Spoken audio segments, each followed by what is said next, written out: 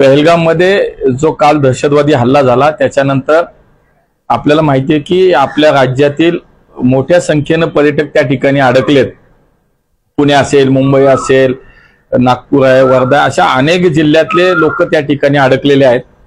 कालपासून सातत्याने आम्ही सगळेच माननीय मुख्यमंत्री देवेंद्रजी असतील, आमची सगळी टीम असेल, या लोकांच्या संपर्कात आहोत आणि लवकरात लवकर त्या लोकांना महाराष्ट्रामध्ये परत यायचंय। लोक घाबरलेली आहेत, परिस्थिती तिथली जी आहे ती चांगली नाही, अशा पद्धतीनं हा सगळा विचार करता आज माननीय देवेंद्रजी या राज्याचे मुख्यमंत्री म्हणून त्यांच्याशी ज्यावेळी चर्चा झाली त्यांनी असं सांगितलं की ताबडतोब या लोकांना आपल्याला महाराष्ट्रात परत आणण्यासाठी म्हणून जी विमान सेवा, स्पेशल विमान आपल्याला काय करायला लागत असेल ते आपण व्यवस्था करा।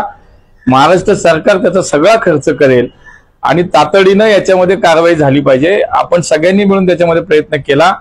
उद्या एक इंडिगोचं आणि एक एअर इंडियाचं एक स्पेशल फ्लाईट महाराष्ट्रातल्या या लोकांसाठी आपण या निमित्तानं त्याची व्यवस्था केली आहे आणि जवळजवळ 182 लोक ही उद्या मुंबईमध्ये पोहोचतायत। एक इंडिगोचं फ्लाईट आहे आणि एक एअर इंडियाचं फ्लाईट आहे।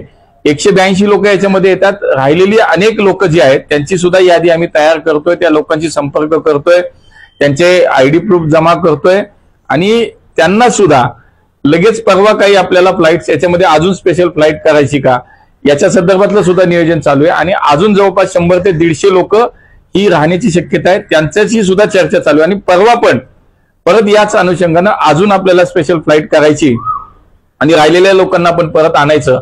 या पद्धतीवरती, या विषयावरती युद्ध पातळीवरती काम चालू आहे आणि म्हणून महाराष्ट्र सरकार म्हणून माननीय देवेंद्रजींनी जे काही सूचना दिल्या किंवा त्यांचं जे काही म्हणणं त्या पद्धतीनं आता या सगळ्या एअरलाइन्स कंपनीशी आमची चर्चा सुरू आहे। 2 तर विमानं तर उद्या येत आहेत।